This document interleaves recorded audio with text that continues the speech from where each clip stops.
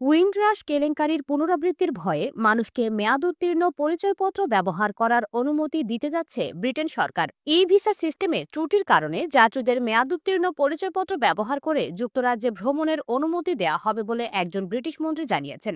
Migration মন্ত্রী সীমা মালহোত্রা জানান, সংখ্যালঘু সম্প্রদায়গুলোর মধ্যে উইন্ডরাশ কেলেঙ্কারির মতো আরেকটি ঘটনার ভয়ের কারণে সরকার নতুন ডিজিটাল ইমিগ্রেশন সিস্টেমে পুরোপুরি রূপান্তরের পরিকল্পনা স্থগিত করেছে। ই ভিসা আবেদনকারীদের অভিযোগের পর এই সিদ্ধান্ত নেওয়া হয়েছে। তারা অভিযোগ করেছেন যে নতুন ডিজিটাল ইমিগ্রেশন সিস্টেমে প্রবেশ করতে না পারায় তারা যুক্তরাজ্যে ফিরে আসার অধিকার প্রমাণ করতে পারছেন না। 31শে ডিসেম্বর থেকে যুক্তরাজ্যে থাকার অধিকারের প্রমাণস্বরূপ বেশিরভাগ নথি, যেমন বায়োমেট্রিক রেসিডেন্স পারমিট, আর বৈধ হবে না। হোম অফিস সূত্র জানিয়েছে, শত শত যুক্তরাজ্যের বাসিন্দা বিদেশ থেকে এই সিস্টেমে প্রবেশ করতে হিমশিম খাচ্ছেন এবং এজন্য তারা নিজ দেশে ফিরে আসতে পারছেন না। অনেক অভিবাসী কর্মী অভিযোগ করেছেন যে ই ভিসা ছাড়া তারা কর্মসংস্থান বা বাসস্থানের ব্যবস্থা করতে পারছেন না। সীমা মালহোত্রা বলেন, আমি একাধিক উদ্যোগের কথা শুনেছি, যার মধ্যে রয়েছে ই ভিসার দিকে রূপান্তরের ফলে বয়স্ক ও দুর্বল জনগোষ্ঠীর ওপর নেতিবাচক প্রভাব পড়তে পারে এবং তারা নিজেদের অধিকার প্রমাণ করতে অক্ষম হতে পারে। আমি জানি আন্তর্জাতিক ভ্রমণ ও বিশেষ উদ্যোগের বিষয়, বিশেষ করে উৎসবের সময়ের আগে। তিনি আরো বলেন, এই উদ্যোগগুলোর প্রতিফলন ঘটিয়ে আমি পরিবর্তন এনেছি।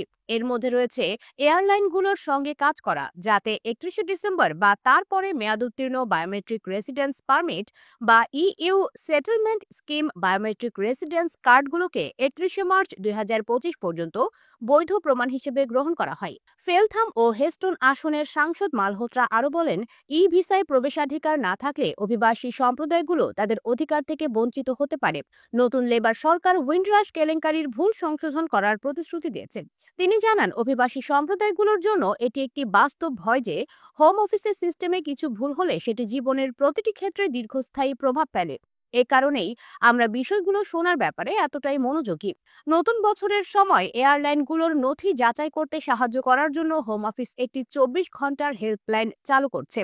ইউরোপীয় ইউনিয়নের সেটেলমেন্ট স্কিম দক্ষ কর্মীদের জন্য ভিসা এবং ব্রিটিশ জাতীয় ভিসার জন্য আবেদনকারীদের জন্য ই ভিসা সিস্টেম কয়েক বছর ধরে চালু রয়েছে। 1 জানুয়ারি থেকে বায়োমেট্রিক নথি পুরোপুরি বন্ধ করার পরিকল্পনা করা হয়েছিল। 31শে অক্টোবর 2024-এর পর থেকে হোম অফিস আর বায়োমেট্রিক রেসিডেন্স পারমিট ইস্যু করা বন্ধ করে দিয়েছে।